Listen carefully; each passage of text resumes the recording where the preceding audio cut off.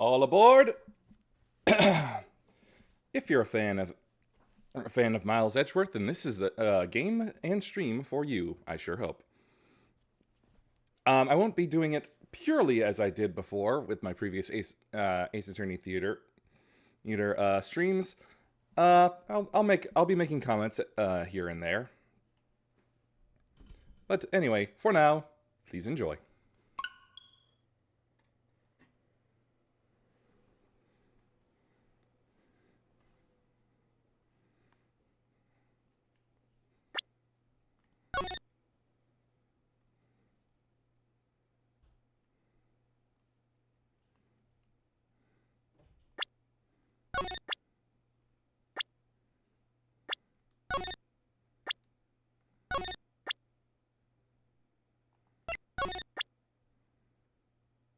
They plan on having downloadable content? Alright, I should have done this sooner. Very sorry.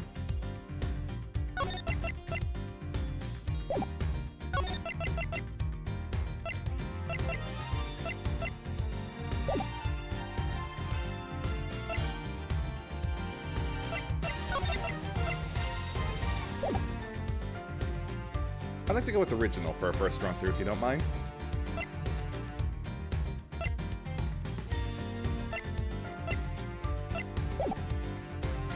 Now then, we shall begin with the original investigations, the only one we had for the longest time. That is very smooth looking. Not quite so smooth looking. Alright, let's do it the HD.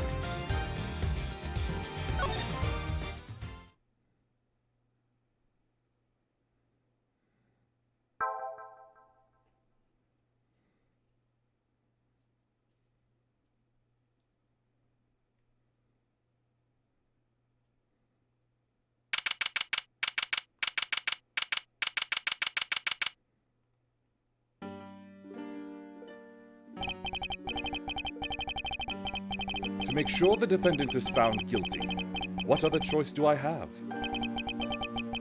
That's the job of a prosecutor, after all. Oh wait, no.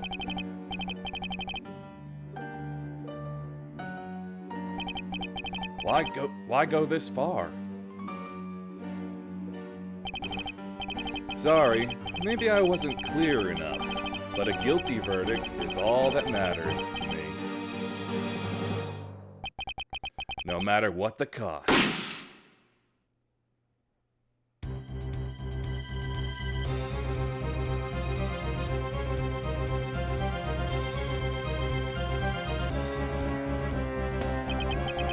I'm a prodigy among prosecutors. Always have been, always will be.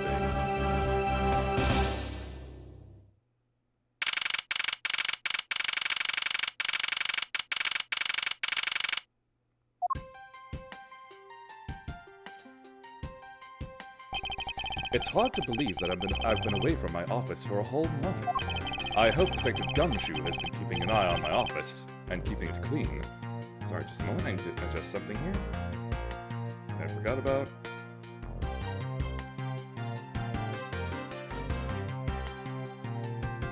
There.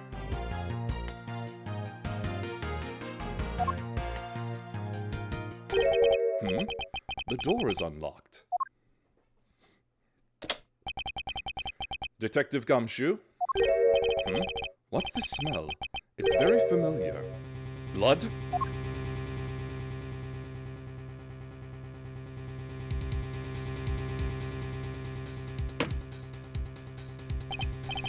What the?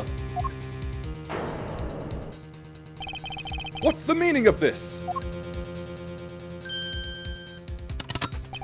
Freeze.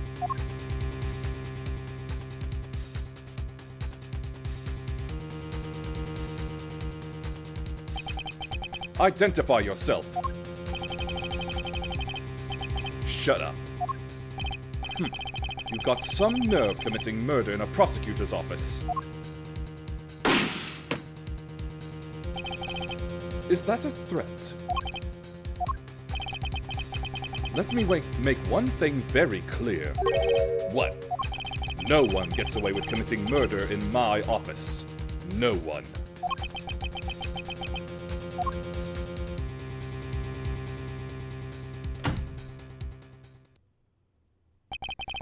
My name is Miles Edgeworth, and I work as a prosecutor in my local district. Little did I know that upon my return home after a month abroad, I would be thrust into a multitude of cases, and some very frantic and busy days.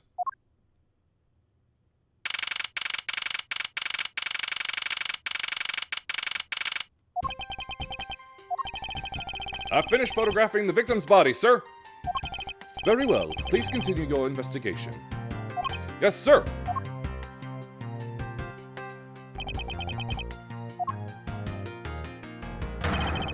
Ah! Mr. Edgeworth, sir! Are you okay, sir? Keep it down, detective. This is a crime scene. When I heard that a murder had taken place in your office, I ran up here straight away! This is Dick Gumshoe. He's a detective within the local precinct. Thank you for the follow, Prismatic Queen. I'm the one they assigned to handle this murder case for the time being. You're looking a little pale, sir! Are you hurt? No, I'm perfectly fine. However... Whoa! Look what they did to your office! It's totally trashed! I'll say, the culprits sullied my floor with dirt rather well. No one gets away with tracking mud into my office. Whoa! Sounds like you're getting really burned up over this whole thing! This crime was committed in my office, so it is my responsibility to solve it. Oh, that's just like you, Mr. Edgeworth. Okay, time to do some investigating. Agreed. Our first course of action is to gather relevant facts and leads. We must not overlook anything, no matter how small, if we are to find the truth. So I'll keep any leads or information we find etched in the forefront of my mind. Speaking of things that pique my curiosity, why of all places did the murder occur in my office? I get the nagging feeling that this is something important to keep in mind. Yeah, I was wondering that myself, sir. I mean, you can't really say it's just a coincidence, can you? No, not really. Especially because of this. The key to your office? What do you mean, sir? If you think about it carefully and use logic, it should become clear to you. Logic? By finding the connection between two pieces of information and connecting them, new information is born. That is the end result of using logic. So how do you use it? First, I recall the information we've gathered with L, and then I connect them together with X. Now, to use L and recall the facts.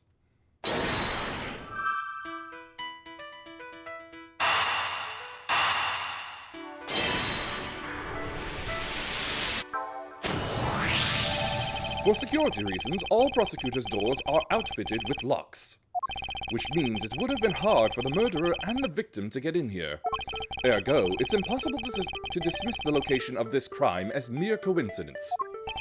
Yes, that's exactly what I was thinking, sir!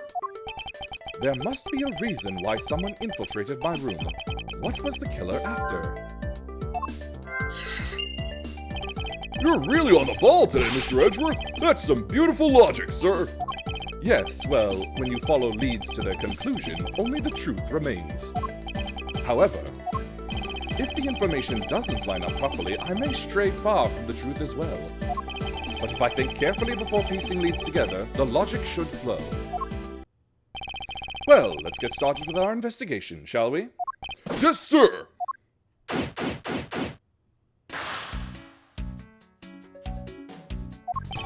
The basis of any good investigation is to examine everything, sir! I know that, and when I want to examine something, I simply use A when I'm next to it. Oh, if you ever feel lost and want to talk, just use X, okay?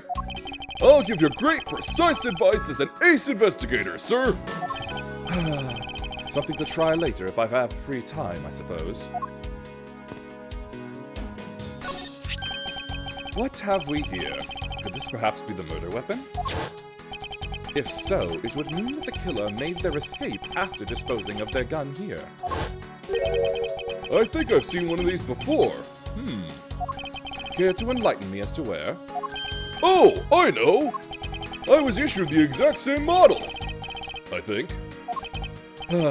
Detective. I don't really like guns all that much. I mean, they're really dangerous.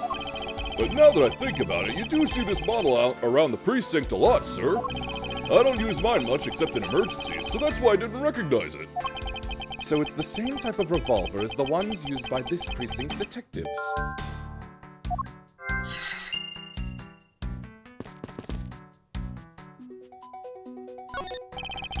They finished photographing the body, so it should be alright to examine this area. I won't rest until I've inspected every suspicious-looking nook and cranny. What do we have here? Hey, I think I've seen one of these before. It's a police badge, Detective.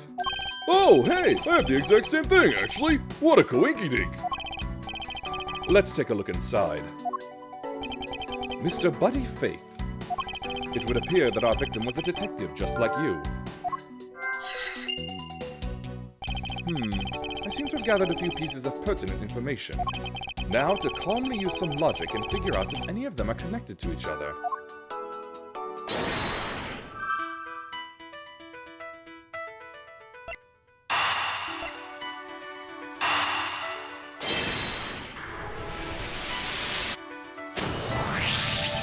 The revolver, the standard model used by detectives.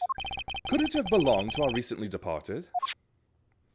Detective Gumshoe, could you please thoroughly check the victim's body one more time? Yes, sir! On it now, sir! Excuse me, pal. Let's see. What have we got here? Mr. Edgeworth, sir! This guy's wearing a gun holster! So it appears that our killer somehow managed to take the victim's gun from him. Are you going to be okay with keeping track of the evidence we find, sir? Of course. This is the safest way I know to keep track of it all. Alright, if you say so. I log any and all evidence I find in my organizer. When I want to re-examine a piece, I have but to press R to open my organizer. The organizer isn't only for evidence. I keep people's profiles on hand in it too. It's probably a good idea to make a habit of checking the facts often. Let's see what else we can find out about this revolver. As I always say, you've gotta look really carefully at each piece of evidence. You can use R to rotate an object. There's no such thing as a bad angle. Use L and R to zoom in to get at the nitty-gritty.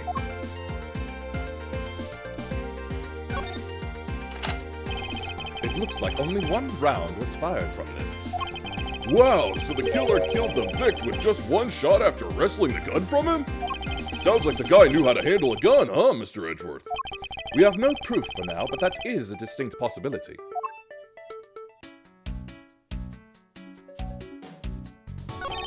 Let's give the body a once-over. There's blood all over his lower abdominal area. It looks like the bullet passed clean through his stomach area, sir. In other words, he was shot. Yup, and until the autopsy's done, I don't think we'll know much more than that. Please have the body sent to the morgue once they're done processing the crime scene. I don't believe it! I packed those files on the shelf so tight that not even an earthquake could make them fall off, but just look at them! At this rate, the rest of the files won't be able to withstand an earthquake at all! A problem, to be sure. Well, once the investigation is over, we'll put them back up on the shelf.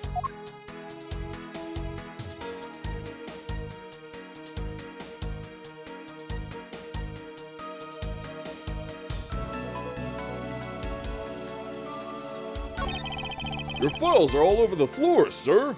They probably fell during the struggle between the victim and his killer. Oh, and I tried so hard to keep this place spotless while you were away.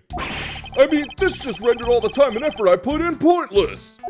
I don't recall ever asking you to clean my room. Well, I water the flowers every day just like you requested, sir. I just added cleaning to the list as a weekend special. For about half a day every Saturday, I'd come in and clean this place until it sparkled.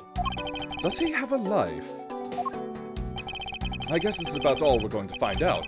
We should send the body to Jim! Why, oh why? How could this happen to a guy like you? Are you alright? Don't touch me! Leave me alone! Just let me be! Sorry, but I can't do that. The investigation is still ongoing, so please refrain from touching the body. The body? The body? Don't talk about him like he's just some lump of flesh! Look at him! Jim looks like he's just turned in for the night. Sure. Just in a bloodstained suit, pal. Where are my manners? Aren't you that prosecutor? Why, yes I am. I'm Jacques Portman, prosecutor. Jim here was my partner in crime busting. I'm Miles Edgeworth, and like you, I am also a prosecutor. Detective Dick Gumshoe, sir. So, you're Miles Edgeworth. I guess this is your office? Yes, that is correct. Then it was you! You're the one who killed Jim! Hey, don't go jumping to conclusions, pal. Just calm down, okay? I will not! I know how things work around here. High prosecutor's office doors all have locks built into them. And only the owner of the office has the key to his or her own office door. That is correct. However, I was not the one who killed your partner. Yeah, Mr. Edgeworth has been overseas on a business trip this whole time, pal. And the key to the door was with me the entire time, okay? So the only one who could get in here was me. Wait, that means... I'm not sure what that means. So it was you then! You're Jim's killer! No, wait, pal, you've got it all wrong. Everyone calm down. Mr. Portsman, correct? If you are a real prosecutor, you should know to stay collected. The investigation has only just begun. Isn't it too early to be drawing conclusions? Alright, I get the point. You're right, my mistake. I tend to get a little too hot-headed sometimes. You sure are one cool customer, though, Mr. Edgeworth. I've heard all the rumors about you. You're the great genius prosecutor. You're something of a legend, you know. Anyway, let's call a truce and work together, okay? Now, how about a handshake to seal the deal? A pleasure to work with you. You guys are conducting your investigation, right? Sorry for barging in like that. Carry on, then. It's your room after all. Thank you, I intend to. I just want a little more time to say goodbye to Jim. You there! Sir!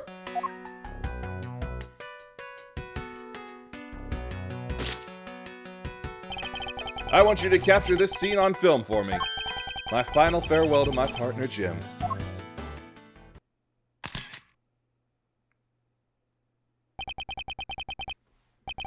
I should probably give them some space.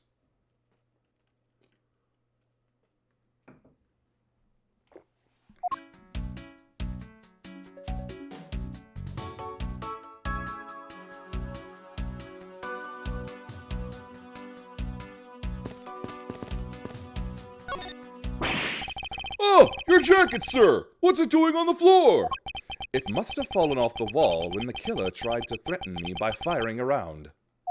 So the killer not only shot the victim, but they shot your jacket as well? They dared to shoot the ultra-special jacket that you made your prosecutorial debut in! What if they had shot through it? It would have been a disaster! It's not worth getting worked up over, Detective. Not when there's something more here. Huh? Like what? I take it you haven't noticed it yet, Detective. There is a giant contradiction right here in front of us. Really? Did I say contradiction? He must be rubbing off on me. I'm starting to sound like him. But I have my own methods, and I will conduct this investigation my way. When the scene before me contradicts a piece of evidence or seems off, that's when my deductive skills come into play. First, I have to find the spot that holds the contradiction. This is it. This bullet hole is where the contradiction lies. When I spot something that's off, I should point my cursor at it and press X with conviction. And when I have found sufficient proof to prove the contradiction, I present it. This is how I do things.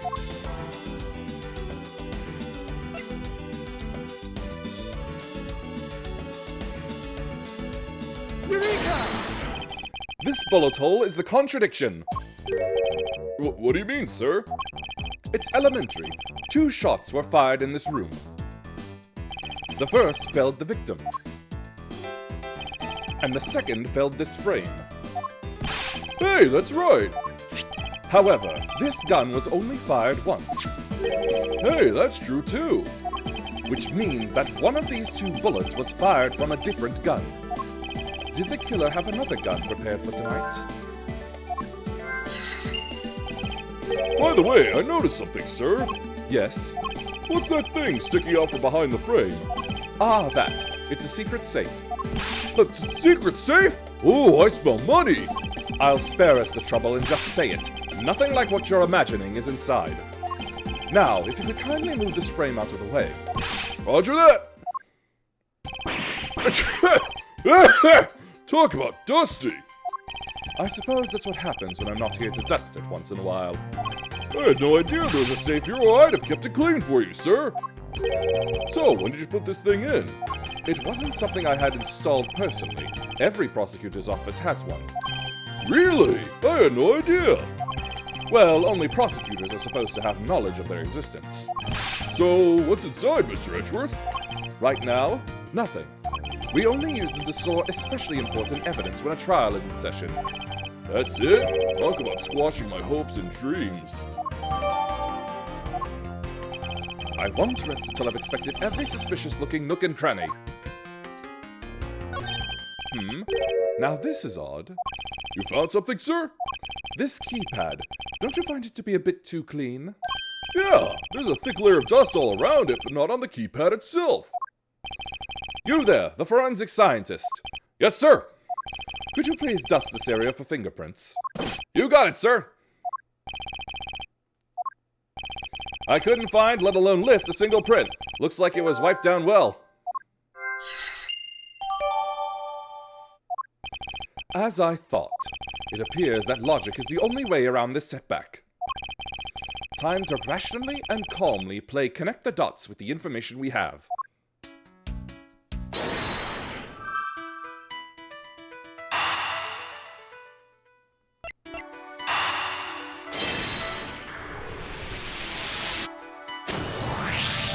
I believe I have figured out what the murderer was after. Well, what is it, sir? The fact that the safe was wiped clean of fingerprints suggests that the criminal had at least attempted to open my safe, making the culprit's motive for breaking and entering theft, I believe. I wonder if knowing that the motive behind this break-in was theft changes what the other pieces of information can tell me about this crime.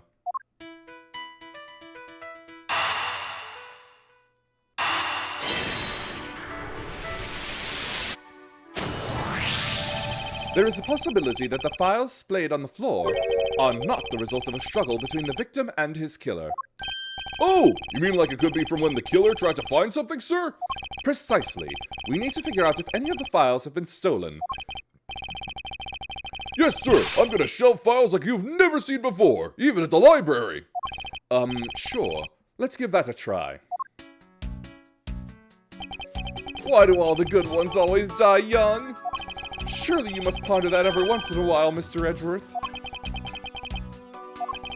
No matter how much we lament, the dead will not come back to life. All we can do is search for the truth.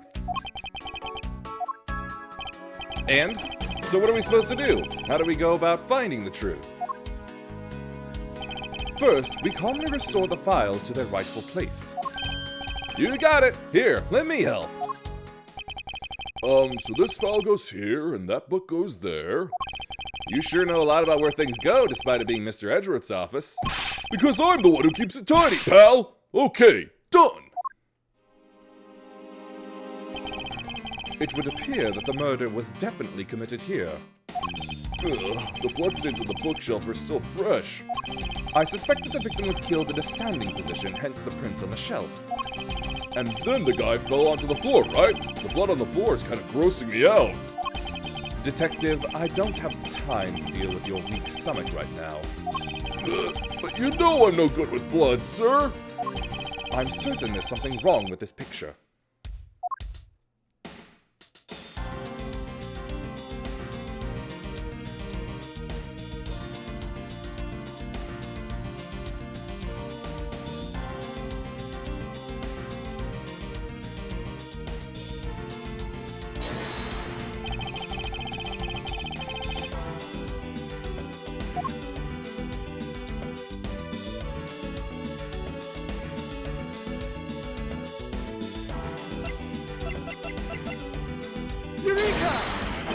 There is clearly a contradiction here with this bullet hole.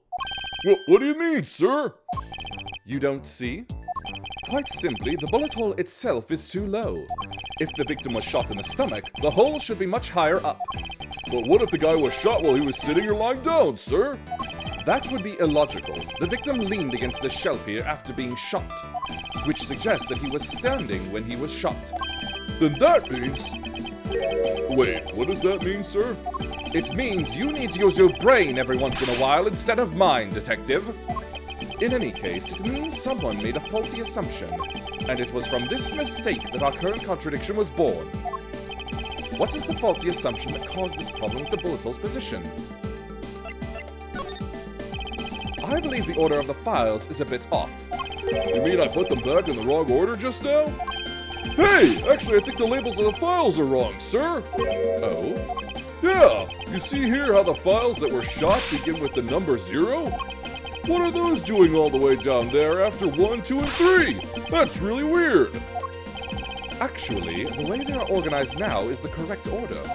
They are exactly as I see them in my mind's eye. But the numbers are all out of order. Those white binders are special, so they are arranged a little differently. But from this, we note that the files were not in this order when the crime occurred. Aha, so that's it. I believe the killer made the same incorrect assumption as you just did, Detective. Let's rearrange the files in numerical order and see what we find out. You think it'd be okay to prop the body back up how it was before it was moved? They're finished processing the crime scene, so I don't see why it wouldn't be. If you please, Detective Gumshoe. As I suspected, the bullet hole is now where it should logically be. The killer went through my files first before shooting Mr. Faith. And then put the files back in numerical order, I guess. Exactly, and then proceeded to shoot the victim. But why would someone kill a man and then look through your files one more time? Puzzling indeed. The files were thrown into disarray twice before, once before and once after the crime. But why? Now, the crime scene is as it was at the time of the murder. Time to give it another look. This... What is that? Why does it say Gumshoe on there in blood? I'd say that's some incredibly incriminating evidence. Yes, indicative of criminal activity indeed. No, wait, there's gotta be some mistake. Mr. Edgeworth, sir, help me! Say something, sir! It appears that one of my files was stolen. Is that all, sir? What about me and my situation? Is this what the killer was really after?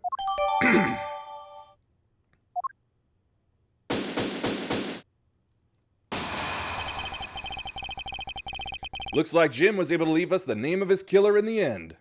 And this most important message managed to reach us. I'm telling you, it wasn't me! You can't be terribly pleased to hear that your beloved partner is the guilty party. If you are going to accuse Detective Gumshoe of being the culprit, I sincerely hope you have some proof to back it up. Jim's words, they're more than enough, wouldn't you say? If that's how you want to play it, then at least allow me to understand your reasoning. You got it! I don't like this one bit. There's something strange about this man's attitude, and there must be some sort of flaw to his logic waiting for me to dig out. Mr. Edgeworth, what are you going to do? What I always do in court. I'm going to cross-examine him. One way or another, I'll expose the flaw in his logic with this technique. Ooh, how do you do that? Can you explain it to me, sir? Mr. Portsman, if you are ready. Aw, if you don't have time, you could just say so, sir.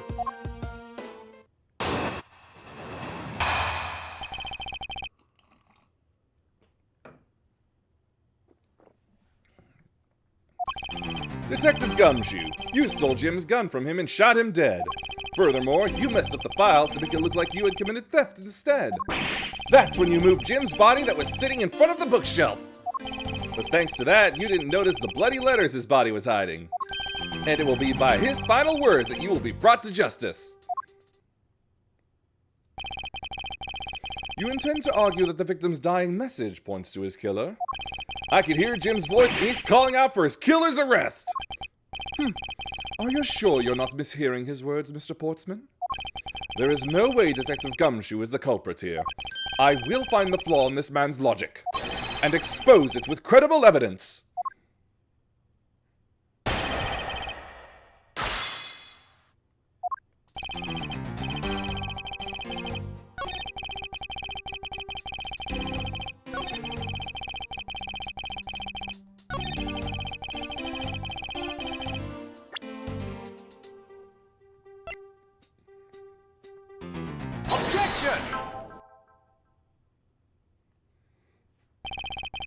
Perhaps you're not aware, Mr. Portsman, but there is a serious flaw in your logic. Ha! Bringing a bit of the courtroom into this, I see. No problem, I'm game. I can't help but find it odd. Excuse me? Odd that your fellow prosecutor would be brought down by the power of his own office. What are you talking about?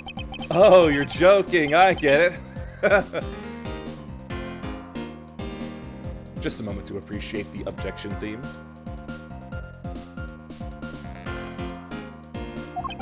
If you have the time to laugh, then you have the time to take another, closer look at this. Do you still not see? If not, may I direct your attention to the missing file? What? That's impossible! What's impossible, Mr. Portsman? Nothing. The files on that shelf are all about a certain case. When the killer went to take the file after murdering your partner, I highly doubt they could have missed the bloody letters written on the spines. Objection! It's possible that they could have taken the file before committing the murder. I think it's pretty obvious that the file was stolen after it was written on. The missing letters in the detective's name where the file should be is proof. Yeah, I mean the S is gone and there's only half an H.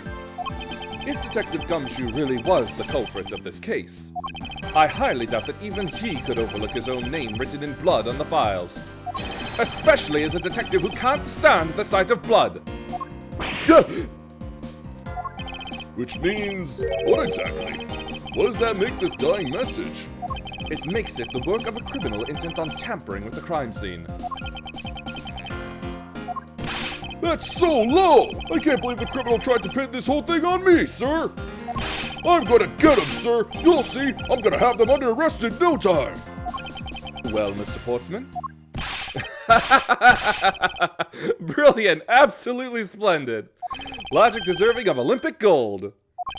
I appreciate the praise, but it doesn't change the fact that your reasoning is flawed. Meh, you win some and you lose some. That's how life goes. Glad everyone's so cheery, even though I feel more dead than alive. Ah, but you know, it really is a shame. I really didn't want to have to bring this up, however. What is it this time? Are you still after me, pal? Humor me for a second. Who has the key to this office? That would be me. But Mr. Edgeworth just proved that I'm innocent, pal.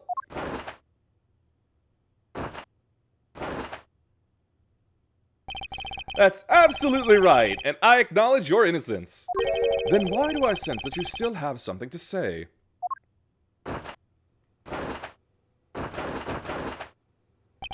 He loves to do that, and I don't know why. Well, I was thinking, did you know there is one other person with the key to this office? One other person? Hey, you there! Yes, sir. What is it, sir? Would you kindly fetch and escort that lovely young lady here for me? A lady? The girl is a member of this building's security. Think of her as a material witness. Security? Did you say security? No, stop it, pal, don't! What's wrong with him all of a sudden?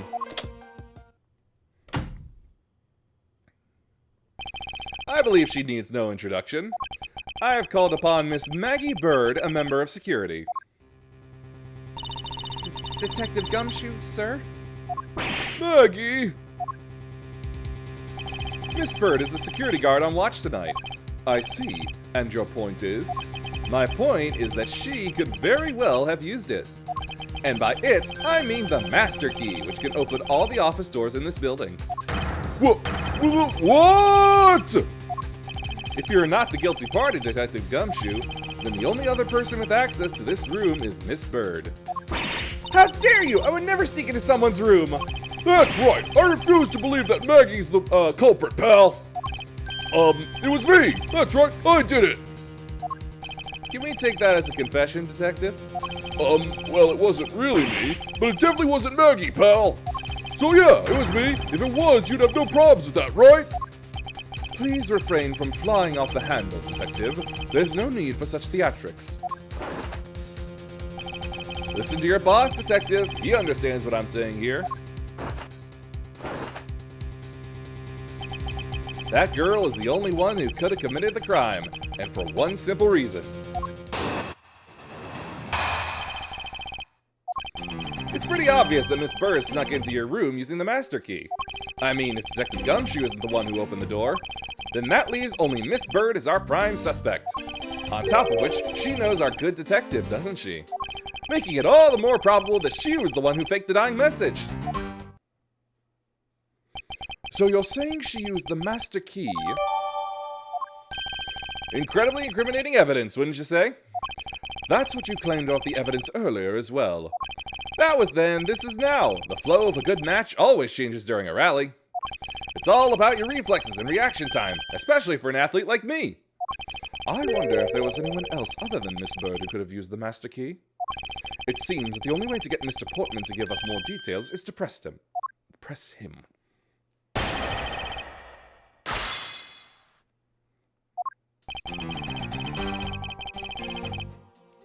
Hold it! Are you sure Miss Bird is the only member of security who could have used the master key? There's only one person on staff at this time of night, and tonight, she's it. Isn't that right, Miss Bird? That's, true, but I wasn't able to use the master key at the time of the crime, sir. Wasn't able to? What's that supposed to mean? Yes, moving on. I'd hate to get sidetracked by something unrelated. What do you mean unrelated? I want to hear what she has to say, pal. But you can't really trust her not to tell lies. Plus, I hate wasting time. Should I hear Miss Bird out? Not so fast. I, too, am interested in hearing what Miss Bird has to say. Didn't I just say it'd be a waste of time? We don't need to hear her lies. I'll be the judge of that. Miss Bird, if you please. I discovered that the master key was missing at around 1 a.m., sir. What do you mean by missing? As in, it wasn't anywhere in the security booth, sir. The killer must have stolen it. Mr. Portsman, I believe this to be an important piece of testimony, don't you? I can't believe that someone like you would be taken in by such words. I'm not lying, sir! Objection! If that's the case, then I'd like to know why you have the master key now. I don't quite know. It just reappeared all of a sudden, sir.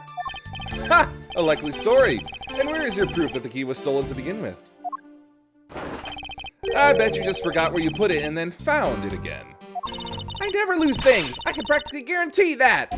With me, if something disappears, it's usually because someone stole it. Yeah, pal. Trust me, you don't want to test just how bad her luck is. Unfortunately, I can't deem this piece of testimony as conclusive. Glad you agree, Mr. Edgeworth. But, you still haven't established Maggie's motive for breaking into Mr. Edgeworth's office. Her motive? Didn't we already establish that it was theft? I mean, the culprit clearly went through the bookshelves and at least tried the safe. It is as Mr. Portsman says, Detective. I can't ignore the fact that all the evidence points towards a motive of theft. But I'm done taking blows. It's time to counterattack with a few facts of my own. Her intent? From the messed up shelves to the wiped down safe, I'd say thievery. Objection!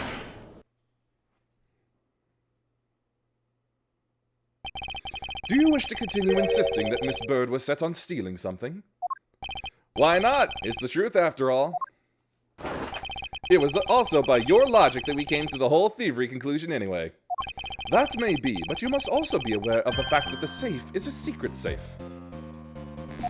The existence of which is only privy to prosecutors. Ah! I find it a little hard to believe that a hidden safe was part of her cunning plan. But she could have found it by accident while she was turning everything else upside down. I highly doubt that. I'd say the culprit knew exactly what they were looking for. After all, only the bookshelf and the safe were targeted. Yeah, even I didn't know about that safe, pal. And that means there's no way Maggie could have known about it either. Then are you proposing that the killer is a prosecutor? Interesting conclusion. That's definitely looking more and more probable. What's wrong, prosecutor? Do you have a different suspect in mind now? Curses! Why? What made you... What's with the angry face all of a sudden? It's all my fault! What do you mean? It's Jim. He knew about the existence of the secret safes. What did you just say? We were partners, like inseparable conjoined twins. That's why I told him. I filled him in on the secret safes. Then that means... Yeah, I know. I had only just told him, too. Obviously, it was wrong of me to tell him. I still can't quite believe it, but the thief who broke into your room was probably Jim. Now he's claiming that the victim was the thief. And you were simply trying to stop him, weren't you, Miss Maggie Bird? Excuse me?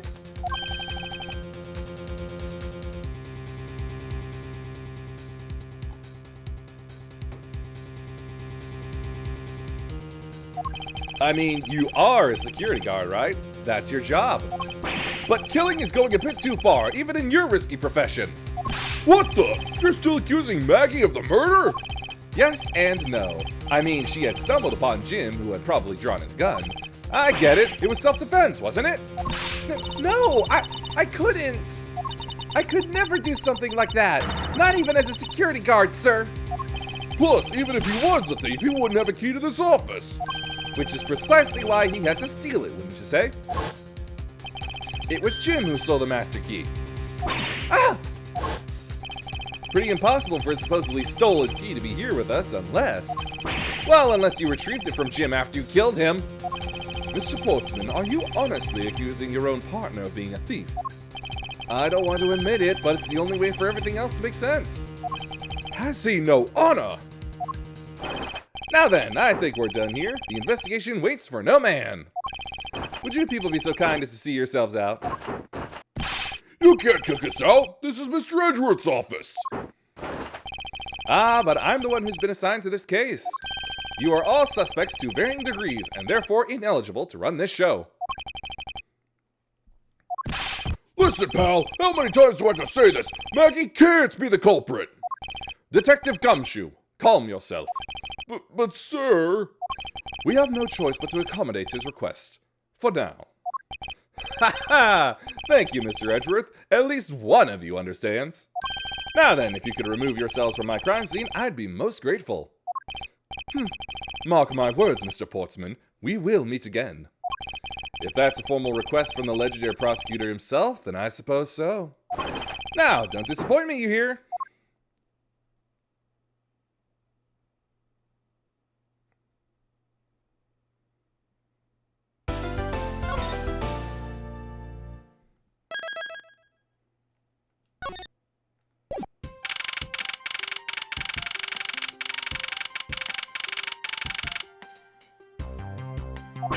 What is with that prosecutor? I can't believe how rude he was. It was unbelievable. Please maintain your professionalism, Detective.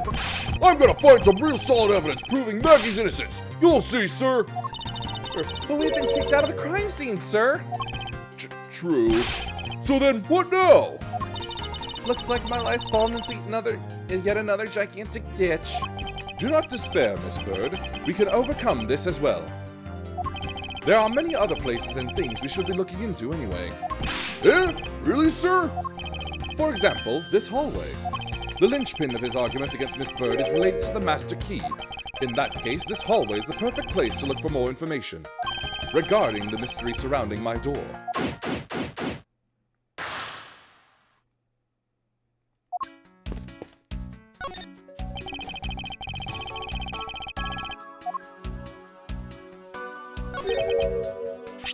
It's... Oh, isn't it the missing O-Series file, sir? No doubt about it. The bloody letters mark it clear as day. There seem to be a few pages missing. Our thief took only what was necessary and left the rest behind. So what are these O-files about, sir? I guess they've got something worth stealing in them, huh? Not particularly. It's just a collection of court case files. However, the cases within these files are not mine. Huh? They belonged to the high prosecutor that used to occupy my current office. I have my reasons, but let's just say I was charged with keeping them as they were. Then that means the thief must have also wanted a file for a specific reason, right? It would seem so. Only the pages related to that case from 10 years ago are missing. I wonder why anyone would care about such an old case.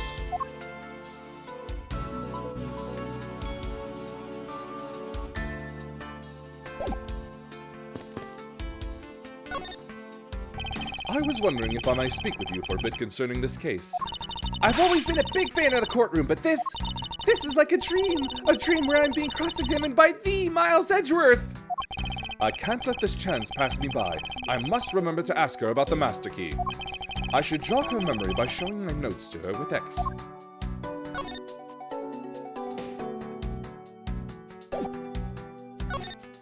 Have you ever met the victim before? Well, I've seen him a couple of times before when I had to go to Mr. Portsman's office. Mr. Faith was always playing basketball with Mr. Portsman, sir. That sounds like fun. Just once I'd have loved to play with them. It sounds fun, but the only person ever taking a shot was Mr. Portsman. All Mr. Faith ever did was pass in the ball, sir. On second thought, I don't think I'd fit in all that well with them. Miss Maggie Bird, correct? I take it that you are an acquaintance of the detective? She was under my supervision back when she was still on the force, sir. One day she got caught up in a murder and things started going downhill, so she quit. But I owe a lot to Detective Gumshoe for introducing me to my current employer. Or so I thought until a few hours ago. Right before I was about to clock out for the night. You got caught up in this whirlwind of a case, correct? Don't worry, my whole life has been nothing but a whirlwind of bad luck and failures.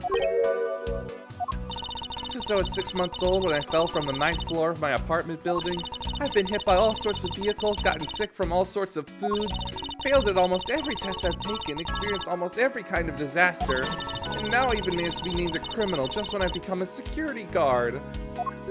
That's a lot to go through in one lifetime. I know! And just when I thought I'd finally found my happiness, I wind up getting you and Detective Gumshoe involved in my bad luck. You don't need to worry about me, Miss Bird, nor do you need to worry about yourself. I will solve this case and prove your innocence. All I ask in return is for your cooperation. Yes, sir, Mr. Edgeworth! You can count on me! I'll do all I can to help!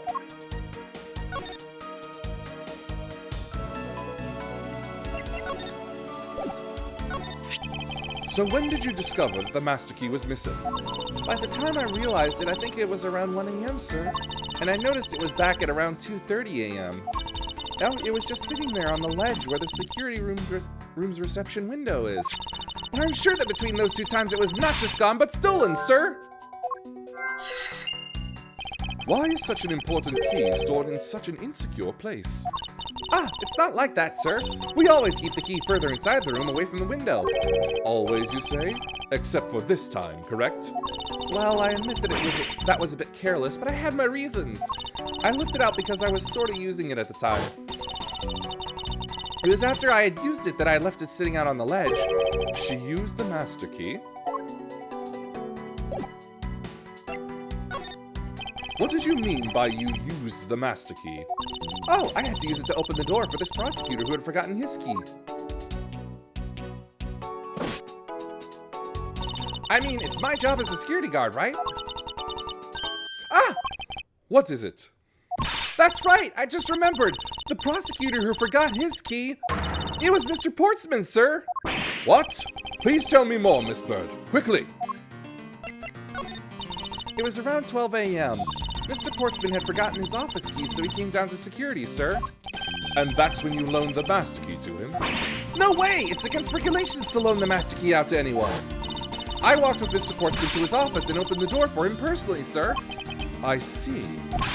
And then, And then, what happened after that? Well, he called for me to come up to his office as he was leaving to go home. That was around 1:30 a.m., I think. So, in summary, for the sake of one forgetful prosecutor, you used the master key twice tonight. Talk about suspicious! I doubt you can say that you've never left your keys at home, Detective. I think this calls for a thorough examination of Mr. Portsman's door.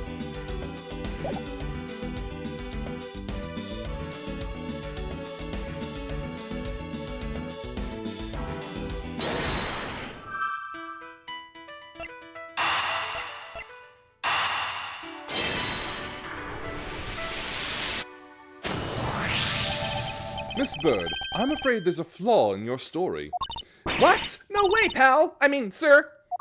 You said that you locked up Mr. Portsman's office at around 1:30 a.m., correct? However, the master key had already been stolen at that time.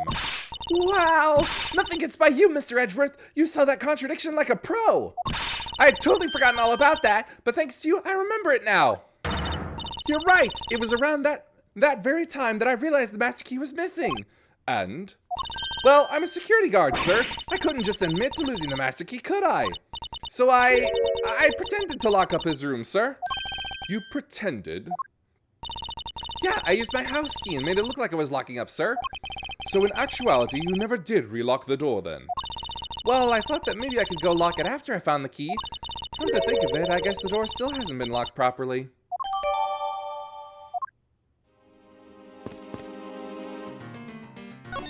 What is a basketball doing here? That's Mr. Portsman's prized possession, sir. I heard he also plays soccer, dodgeball, and even tennis. And not a single one of those sports is suitable to be played in a hallway. It looks like you're in quite the pinch, Mr. Edgeworth. To be sure, a murder within the halls of the prosecutor's office is no trifling matter. We must find, apprehend, and punish the killer accordingly post-haste. Sounds like a messy case you've got on your hands. If you ever feel lost or need some advice, my door is always open. How gracious. I will keep your offer in mind. Who is this guy again?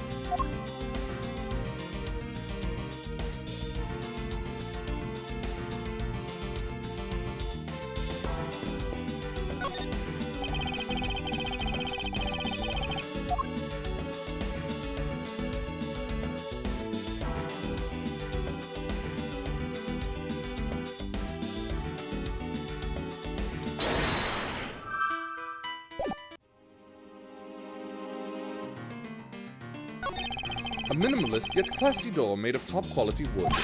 It's kind of majestic, too. Fits in really well with the ambience of the prosecutor's offices. Even Mr. Portsman seems dignified just because he works behind one of these. Nonsense. A man doesn't become more or less dignified because of where he works. Well, he still seems more dignified than Mr. Payne. Mr. Payne? I suppose custodial work can also be dignified.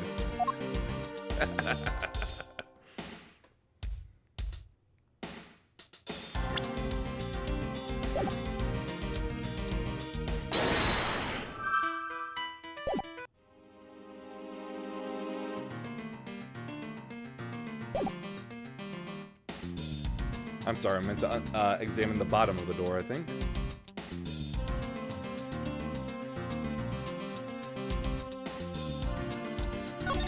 Oh wait, no, never mind. The door is locked tight. I bet the old credit card trick wouldn't work here, huh, Mr. Edgeworth? This is the office of a high prosecutor, Detective. These doors would be pretty ineffective if the average cat burglar could get through them. Aha! So I guess only a great cat burglar could get in. That must be who our culprit is. Might I advise you to return that conclusion to whatever pawn shop you bought it from?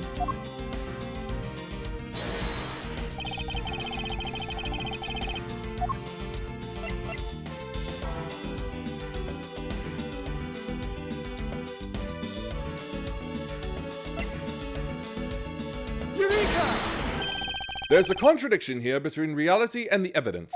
If what Miss Bird had said is true, then why is this door locked tight? Huh? You know, you're right. Miss Bird, are you sure you didn't relock this door? I'm certain of it, sir. And I don't think Mr. Portsman noticed it himself that I hadn't. Which means... what, sir? It either means that he actually does have the key to his office, or that the door Miss Bird opened wasn't this one at all, but a completely different one. She opened a different door? But how can you prove that? There's an easy way to find out. All we need to do is... we need to examine these.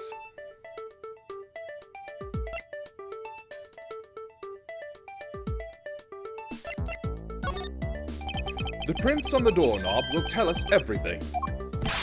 Hey you! Yeah, you, pal! Do us a favor and see what you can lift from this, okay? So, what did you find out? There's no need for such belligerent nostril flaring, Detective. Sir, I found only Mr. Portsman's and Mr. Faith's prints on this doorknob. So only 2 people's prints were found on this, huh? That's pretty decisive. Huh? I'm lost, sir. Thinking logically, a certain other person's print should be on this knob as well. Now then, whose print should also be on this doorknob? Take that! Don't you find it odd that the prints of the person who unlocked this door are absent? You mean... Yes, the door that Miss Bird opened could not have been this one, but a different one.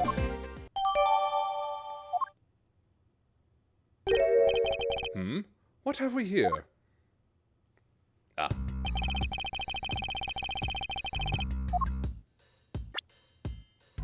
Oh, now you'll let me do it. What is this?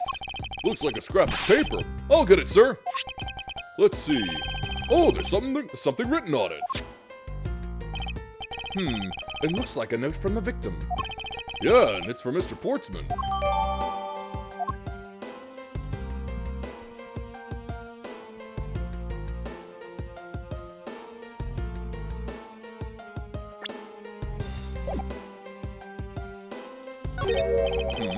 What's this? What are you looking at, sir? Oh, hey, how about a game? That's okay, Detective. I just found the position of this hoop to be a little off. Hey, you're right, sir. I guess it shifted when someone made a seriously sweet slam dunk. The positioning of the hoop is definitely unnatural. I'd better take note of this.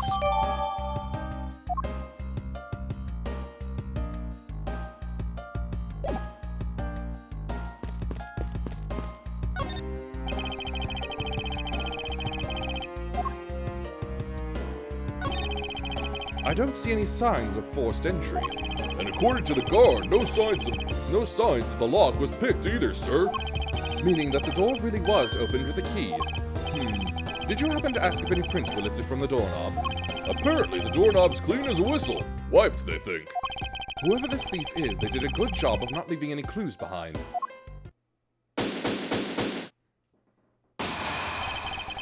Poking around in this hallway has actually paid off quite handsomely. Huh? How so, sir? In a variety of different ways. I think it's time we had a little chat with the real culprit of this case. You know who the killer is? Who, Mr. Edgeworth? As long as my logic is sound, then yes. The mastermind behind this murder is none other than Mr. Portsman. What? Mr. Portsman? I knew it! That's exactly what my logic senses were telling me too! I suspected it was him from the instant he accused Maggie of being the killer, sir! That is anything but logical. Lady and gentlemen, prepare yourselves. Come what may, it's time to knock on truth's door.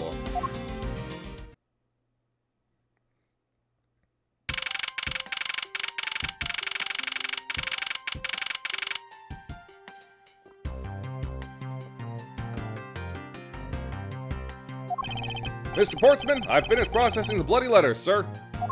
All right, let me take a gander at it. Pass it here. Okay, looking good. You there, take good care of this. Whoa! Well, if it isn't Detective Gumshoe. End of the line for you, Portsman. We've got you now! Call off your dog, Mr. Edgeworth. Is this some kind of joke? It's no joke. We know, Mr. Jacques Portman, that you are the guilty party in this case. You must be pretty upset getting chased out of your own room. I'd be mad too. So I guess you can stay, if you promise to stay out of our way. You intend to hide your crime under the guise of a prosecutor doing his job. I can see right through the unsightly paper-thin mask you wear upon your cowl. Who would have ever thought it would come to this? Actually, come to think of it, your mentor was Manfred von Karma, right? The legendary prosecutor who never lost a single case for 40 long years. But there was always this incessant chatter about forged evidence with that guy. Really teaches me that I've got to stay on the lookout for false accusations, you know? Are you done trying to play mind games with me? Because they won't work. The only thing you should be using that mouth of yours for now is explaining yourself. Although that too will only dig your hole deeper. Either way, your game is up. Well, aren't we full of ourselves? Even though you have yet to prove anything.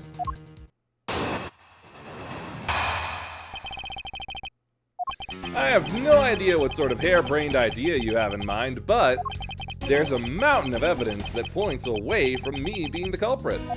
Besides, how, may I ask, do you propose I unlocked your door and got in here? Look, I feel bad doing this to you, but I've got work to do, so we're done here. Sorry, but we are not finished yet. Boy, you're stubborn. I suppose you're basing your accusations on something? I'll show you what I'm basing my accusation on, with evidence.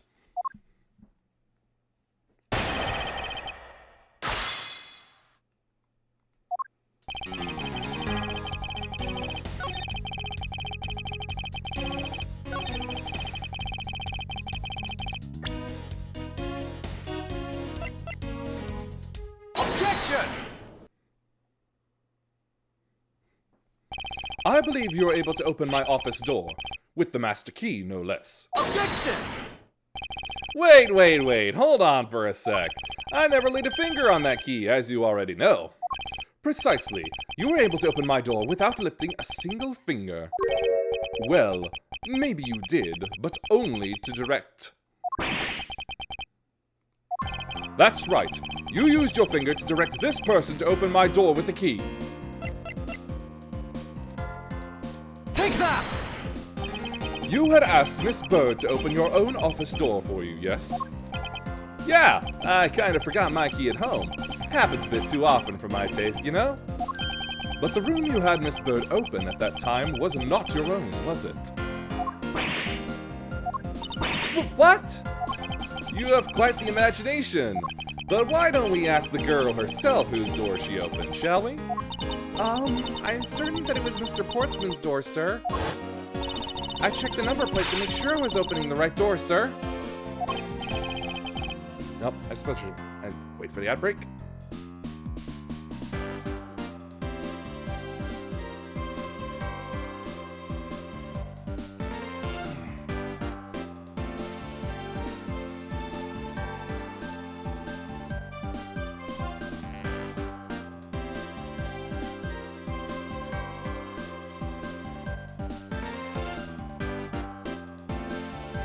See, Miss Bird backs up my story.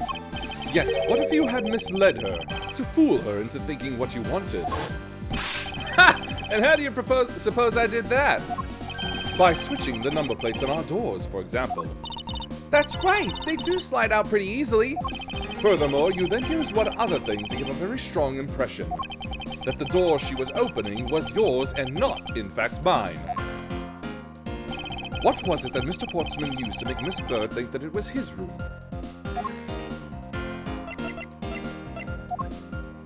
Take that! What? The basketball hoop, sir? It's quite the peculiar fixture in any hallway, let alone a hallway in this building. Which is why it left an unusually strong impression on you. It's an object perfectly suited to sit just outside the office of a peculiar prosecutor. Gah!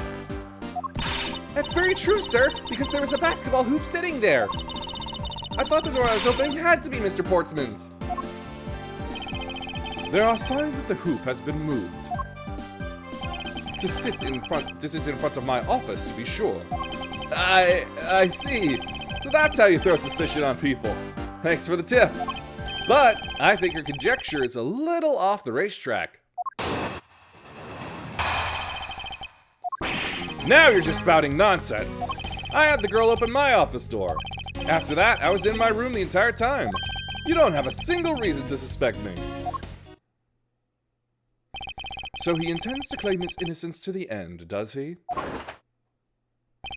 I'm as pure and innocent as my jacket. And Miss Bird is as dirty and guilty as the jacket she wears. My jacket's not dirty, I'll have you know. I just washed it yesterday. Please calm down, for I intend to show who is the one truly covered in slime here.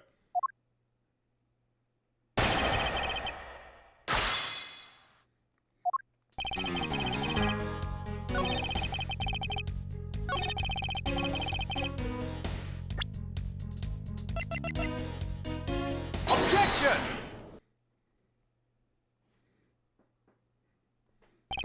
That was a lie. What are you talking about? How was that a lie? This is a note that the victim left for you, Mr. Portsman.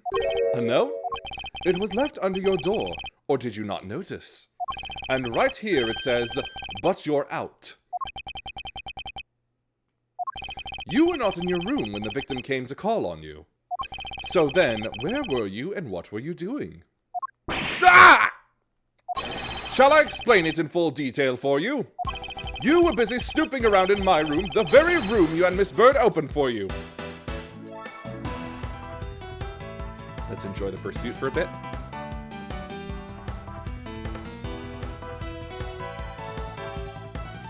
Objection! That's just nonsense! You have no evidence that I made the girl open your door for me. Oh, but I do. I have very decisive evidence. No way! This is proof positive that you had Miss Bird open the door for you. Take that! I had your door dusted for prints. My door? What for? Come on, I bet you didn't find anything. You sure are good at wasting time. You're right, I didn't find anything. And definitely not Miss Bird's fingerprints. Her prints? What do they have to do with anything? Let's put it this way. If she really was the one who opened your door, then her print should naturally be on the doorknob she touched. Ah! Further, all of the prints on my office door's knob have been wiped clean off. I can only assume it's because Miss Bird's fingerprints were on it. Don't you think it's time you gave up your charade? We know you stole into my office with the intent of stealing something from me. And Detective Faith found you out. Possibly because he heard sounds coming from a room whose occupant was on leave. Mr. Portsman, you killed Mr. Faith to silence him. And I had the misfortune to return when I did. You had to threaten me as you escaped. As I said when you had the gun to my back, no one gets away with committing murder in my office.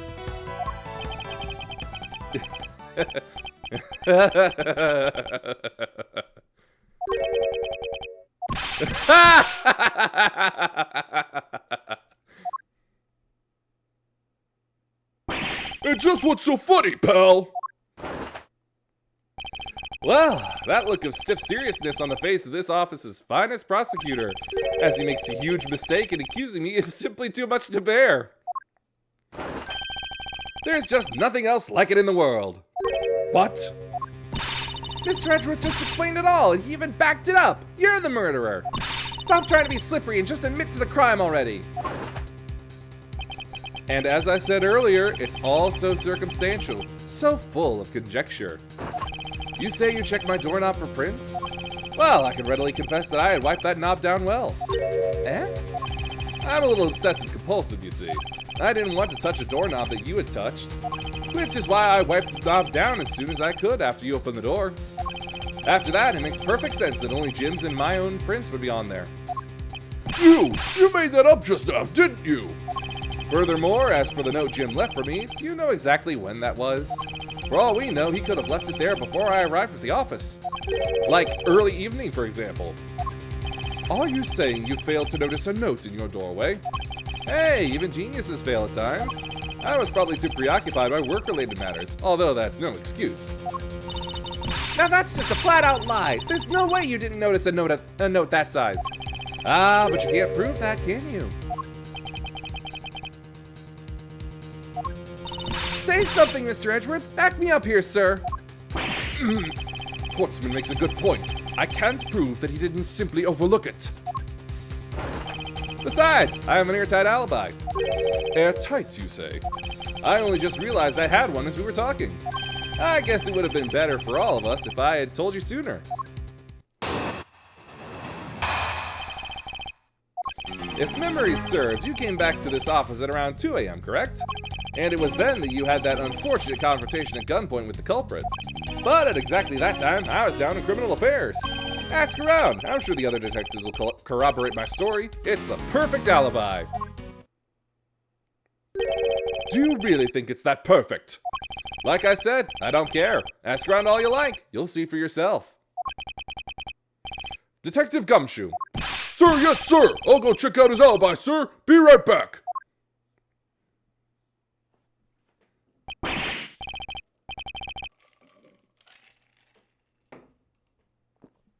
Mr. Edgeworth, sir, I think we're in trouble. It's just like Mr. Portsman said. The guys down in criminal affairs said they saw him around 2 a.m. You see? All of the evidence points to him being the culprit. So there must be a contradictory point in his alibi somewhere.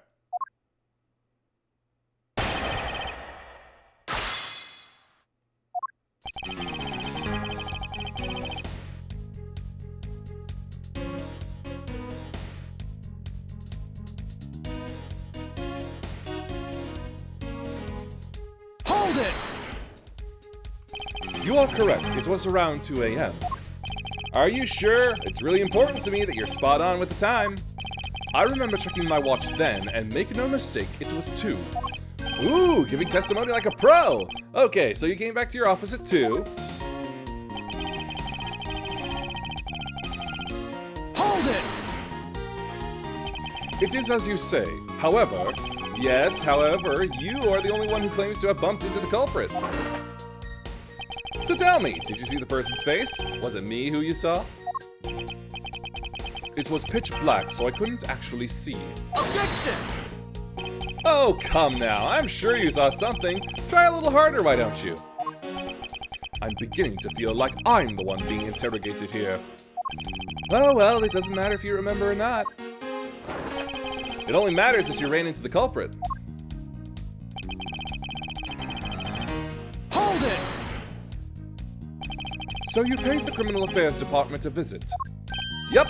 Right after I left the prosecutor's building, I headed straight for the precinct.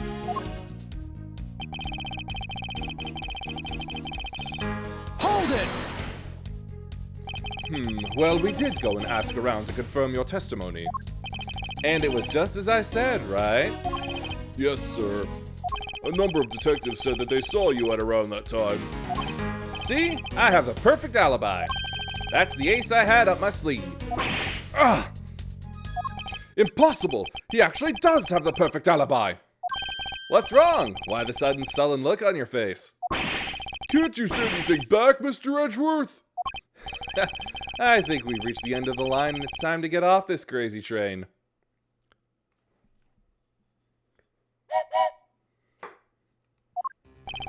You there! Sir! Please escort the young lady out, but remember, be gentle. Maggie! Detective Gumshoe!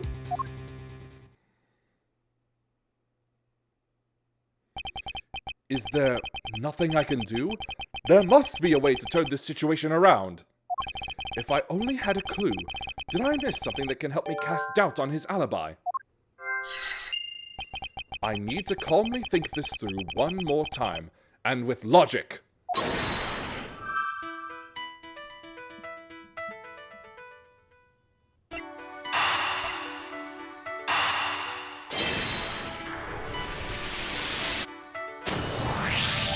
There were 2 bullets left at the scene of the crime. One that robbed Mr. Faith of his life, and one that nearly robbed me of my jacket. However, the murder weapon only shows signs of being fired once, meaning that it is entirely possible that a second gun was used in my office tonight. But seeing as how the killer had to steal Mr. Faith's gun, I doubt the killer had another gun up their sleeve. Therefore, the second gun could have been the property of an entirely different person, which could mean that there was another person who paid a visit to my office tonight.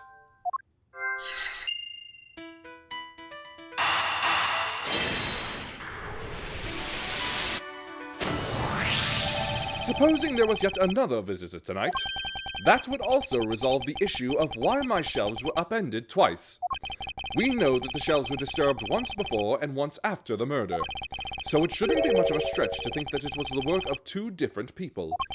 Once by the person who stole the victim's gun and then killed him with it, and once again after the murder by our second culprit, who was the owner of the second gun. If we suppose that the second culprit's gun was the one that was pointed at my back... Objection! Mr. Portsman, it seems that I need to amend my assumptions regarding this case. Great! So you finally come to your senses. Mr. Edgeworth! Sir, what are you saying? This has been a big misunderstanding on my part from the start. I had assumed that the person I ran into was the killer, but that may not be the case. What do you mean? The person I ran into was just your average thief. A thief? But, sir, doesn't that cause some sort of contradiction in the facts? Not at all. It simply means that the killer was someone else. And it means that in actuality, two culprits stole into my office tonight. What do you mean, two? It explains why both why my shelves were disturbed twice and how there were two guns. Reveal the truth, very good theme. Mr. Portsman tricked Miss Bird and gained entry into my office. Objection! Now you're just leading the argument. You still don't have any actual proof, you know? If you could please go along with my hypothetical scenario for now, Mr. Portsman. In the end, if you really are innocent, you should have nothing to worry about. Ugh. Now then, returning to my scenario, Mr. Portsman was out to steal something from me, which is why he checked my secret safe and ransacked my shelves. This is the first time. So then, this would be when the files were put back in the wrong order, right? Correct. And then, just when he was about to look somewhere else, who should walk in but his own partner, Mr. Faith? But why did Mr. Faith come into your room, sir? He probably had business with Mr. Portsman, which is why he was in the area. But that's when he noticed sounds coming from my office, would be my guess. Oh, because you were supposed to be away, right? And he must have thought it was odd, so he came into this office to check it out. Correct. And as a detective, that was the right thing to do. But when he came in, he found his own partner standing there. Because it was Mr. Portsman, Mr. Faith probably let his guard down. But Mr. Portsman was not so merciful as to let him leave alive. He waited for a chance and stole Mr. Faith's gun from him, and then... he killed him. He silenced Mr. Faith for catching him in the act of stealing.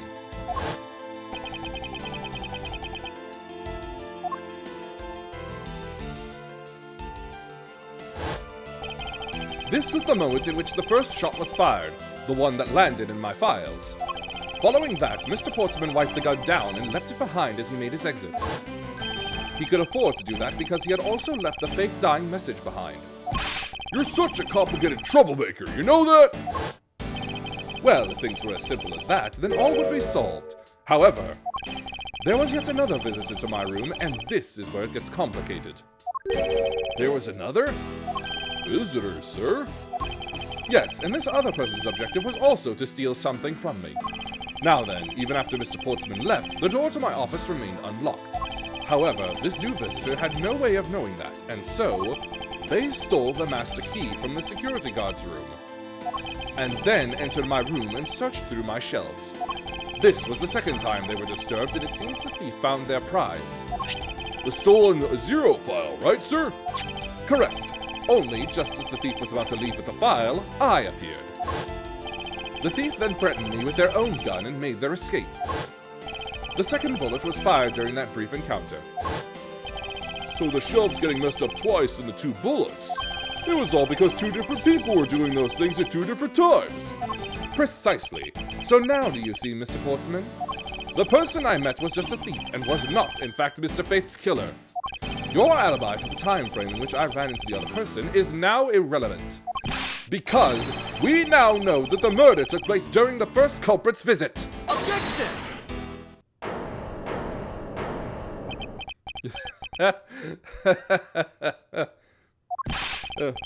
What's so funny, pal?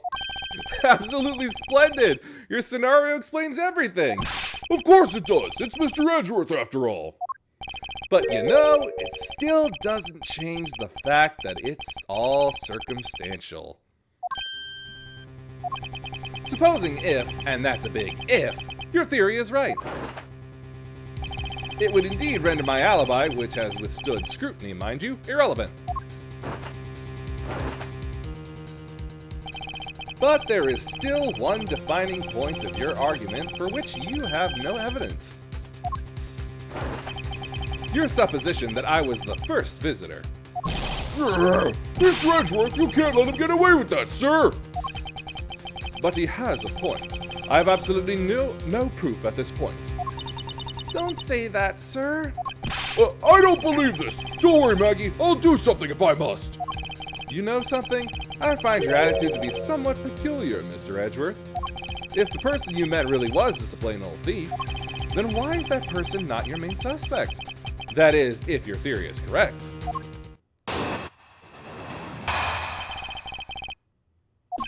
That thief you ran into should be your real suspect, wouldn't you say? The Allegro theme, also very good. We should be out there looking for that thief right now. They might still be nearby. I hate to repeat myself, but as I've already said, I was training in my room.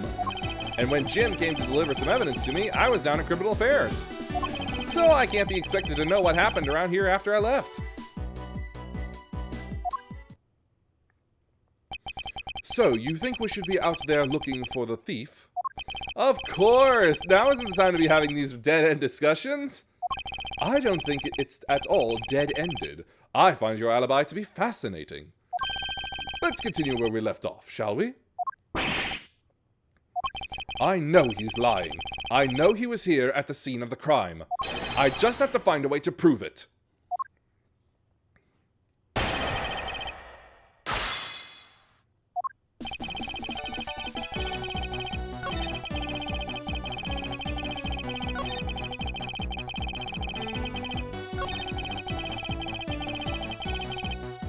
Hold it!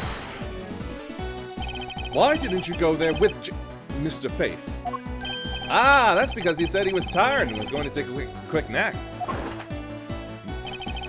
You know, those sofas in the hallway? He likes to sleep on those. It's one of his habits. And what of the evidence he brought? They were things related to yesterday's case. Just 2 items, a gun and a pendant. Interesting.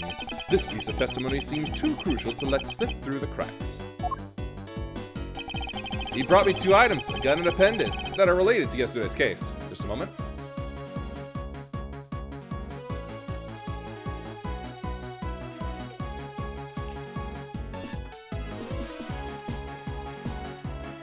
Gotta enjoy part 2.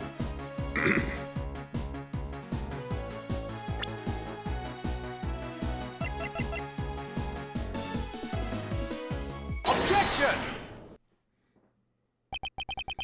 Only 2 pieces. I believe the proper phrase here is, you fail. Excuse me? You fail as a prosecutor, Mr. Portsman, as you intend to keep evidence hidden from me. What are you talking about? I haven't hidden anything from you. Well, here's a piece I think you should read carefully. Ah, it says that Mr. Faith was bringing 3 pieces. Yes, and this is the victim's real dying message to you, Mr. Portsman. I can't believe to get tripped up by simple arithmetic! Where is the missing piece of evidence? You have it, don't you? Only the guilty would make such a face. Detective Gumshoe. You don't have to say it, sir. I'll pat the guy down from head to toe. What? Don't come any closer! I'm warning you! This is all part of the investigation, pal. So don't even think about stopping me. No! Hey, what's this? He had this on him, sir.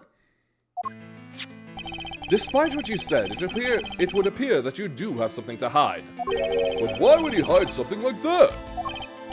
There's only one reason why anyone would hide evidence of this caliber. Because it would unequivocally unequivocally points to that person himself as the real killer. Let's examine this videotape in a little more detail. For the section of the tape that will drive the last nail into his coffin.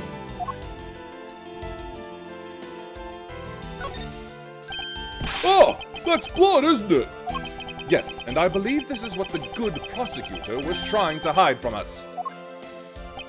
This blood is still fresh. You mean this might be Detective Faith's blood? No, you've got it all wrong.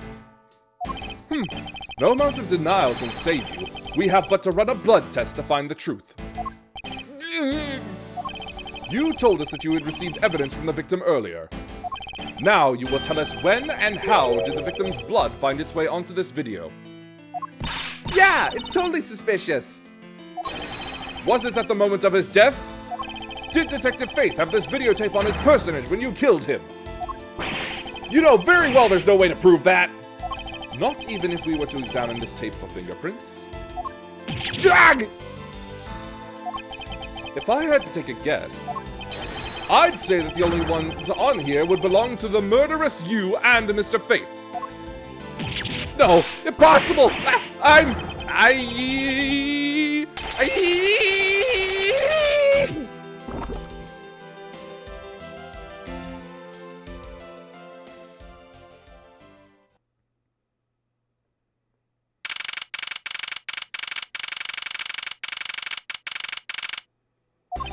Mr. Portsman has been placed under arrest for the murder of Detective Buddy Faith, sir. Very good. And the result, once we got back from the lab techs on the tape, turned out to be real solid, sir. The blood work came back and it was definitely Mr. Faith's blood on there. And as a bonus, they were also able to lift a few of Mr. Faith's fingerprints as well. Thank you so very much, Mr. Edgeworth. I still can't believe I got to see your cool deduction skills outside the courtroom. I'm impressed beyond words, sir. It was nothing. I'm just sorry you got caught up in a murder in my office. Please accept my apologies. Aw, but it was nothing, really, compared to what I've been through, I mean. I consider myself lucky that it was only a burglary and a murder this time, sir. If it had been a holdup or a hostage situation, I'd have thrown my hands up in the air. I think I'm finally rising up from a goddess of misfortune to just an unlucky person. Something tells me we should have hired a different person for security detail. You know something, sir? That Mr. Portsman really was one corrupt prosecutor. And why would you say he was corrupt? Well, I heard that there were a number of suspicious things related to his court cases. There's even rumors about how some of the evidence he uses is forged, sir. Forged evidence, huh? And they say he even decided not to prosecute a few cases for some really vague reasons.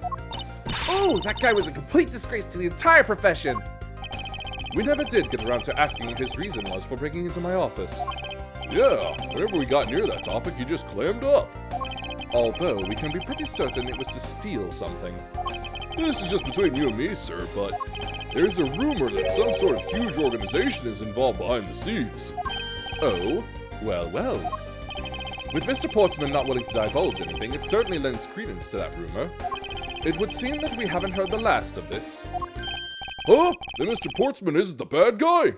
I didn't say that, but rather that there are still many more mysteries for us to solve. For example, we still haven't figured out the significance of this piece of evidence.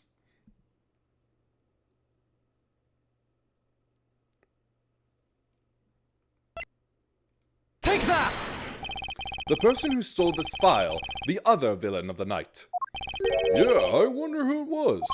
And what happened to the stolen pages? I wonder, who in the world was it that held me up at gunpoint? Mr. Edgeworth, sir! Yes? I came across this while I was processing your office earlier, sir. This card. What is it, sir? Is that a bird or something on there? It's not just any bird. It is the mark of the raven, a three-legged raven. Even you should know what this is, detective. Oh, it's about that thing, isn't it? That great thief everyone's talking about. Yes, it is the mark of the great thief Yatagarasu. Under the mark of a legendary bird, the Yatagarasu is noble to the end, a modern Robin Hood. Labeled mysterious and phantom-like, the Yatagarasu appears and vanishes at will. Though we don't know much about this thief's ultimate goal, we do know the targets.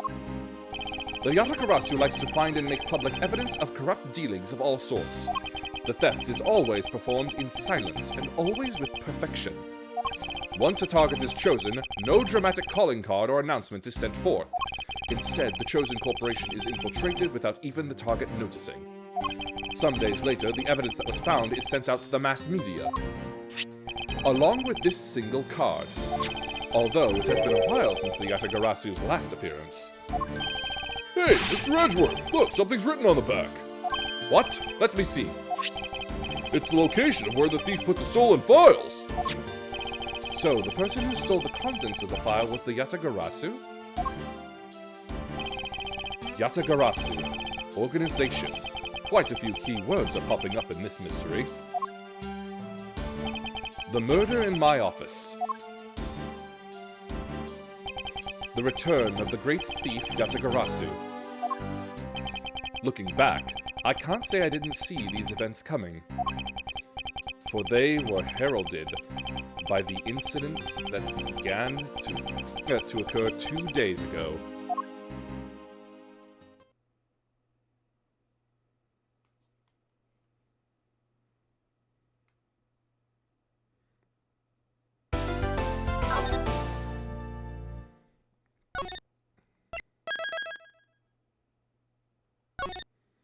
I miss doing my Phoenix voice, but I like doing Miles as well.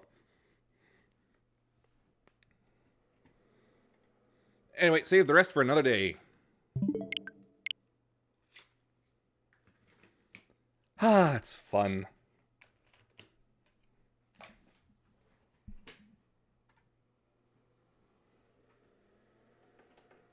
I miss actually being in court, but it's fine.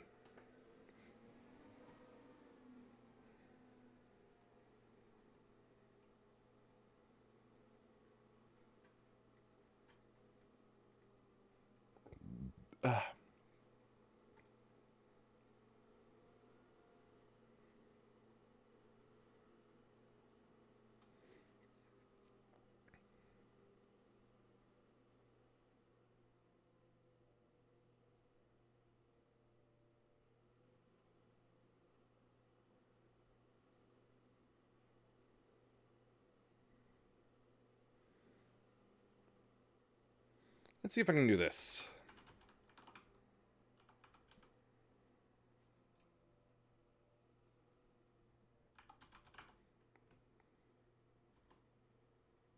There we go. Yep. I found this nice Scottish elephant VTuber that I thought we should say hi to. She seems nice. Anyway.